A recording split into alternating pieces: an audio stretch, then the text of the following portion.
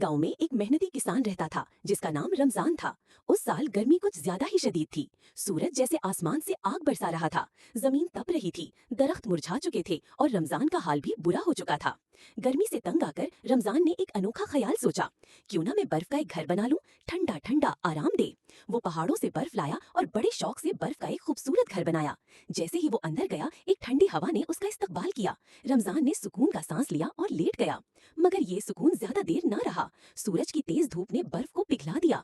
कुछ ही देर में पूरा घर पानी में बदल गया। रमजान बहुत परेशान हो गया। मायूसी में वो अपने पुराने दोस्त ऊंट के पास गया जो रेगिस्तान में रहता था। रमजान ने ऊंट से कहा, दोस्त मेरी मदद करो, ये गर्मी मुझे जला देगी। ऊंट ने मुस्कुरा कर कहा, फिक्र न करो दोस्त, मैं तुम्हारे लिए एक खास चीज लाता हूँ। ऊंट दूर रेगिस्तान के किसी कोने से एक खास बर्फ ले आया, ऐसी बर्फ जो कभी न पिघले।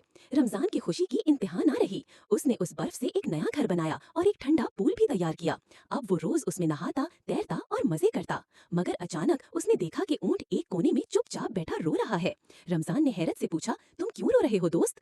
उसने कहा, किसी ने लाइक सब्सक्राइब नहीं किया।